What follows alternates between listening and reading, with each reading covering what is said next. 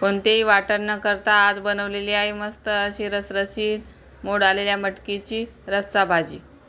श्री शिवाय नमस्तुभ्य मैत्रिणींनो, मी अंजली कुंभार माझ्या यूट्यूब चॅनलमध्ये तुम्हा सर्वांचे खूप खूप स्वागत करते। तर आज आपण बघणार आहोत मटकीची रस्सा भाजी। त्यासाठी मी इथं एक बाउल मटकी घेतलेली आहे मोड आलेली। साहित्य बघूत आपण। इथे मी एक टोमॅटो कट करून घेतलेला आहे, एक कांदा कट करून घेतलेला आहे, गरजेइतकं लाल तिखट, 2 चम्मच शेंगदाण्याचं कूट, आलं लसणची पेस्ट, कोथिंबीर, 5-6 कढीपत्त्याची पाने, कांदा लसूण मसाला, थोडीशी हळद, जिरेपूड आणि धनेपूड। इथे मी कढईत 2 पळी तेल घातले। तेल गरम झालंय, आता मोहरी घालू। थोडी तडतडली, आता जिरे घालू, कांदा लसणची पेस्ट, कढीपत्त्याची पाने, कांदा घालू। कांदा मस्त गोल्डन कलर येईपर्यंत परतून घ्यायचा।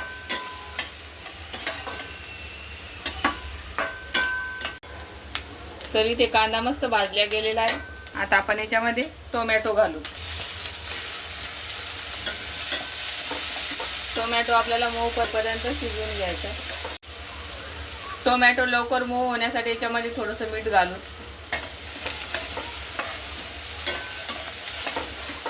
तर टोमॅटो इथं मस्त मऊ झालेला आहे। आता आपण याच्यामध्ये मसाले घालू। 2 चम्मच शेंगदाण्याचं कूट, शेंगदाण्याचं कूट मस्त 2 मिनिट परतून घ्यायचं याच्यामध्ये, त्याच्यामध्ये कच्चेपणा नाही राहिला पाहिजे। आता याच्यामध्ये खोबऱ्याचं किस घालू। खोबऱ्याचा किस आणि शेंगदाण्याचं कूट मस्त परतलंय।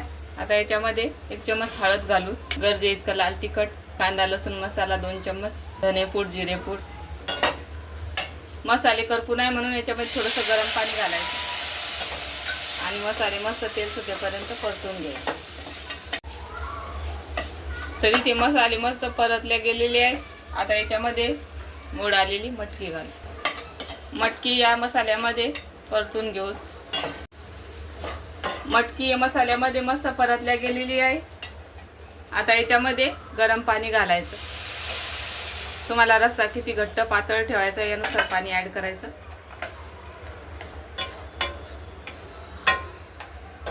आता याच्यामध्ये चवीपुरतं मीठ घालू।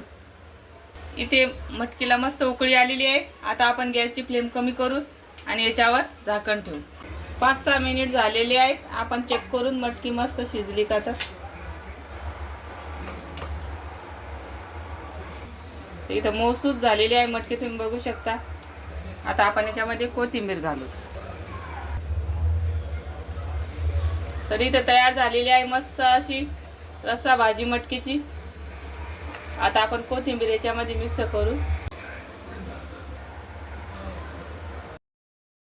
मस्त गरमागरम मटकीची भाजी आणि त्याच्यावर मस्त असं लिंबू पिळायचं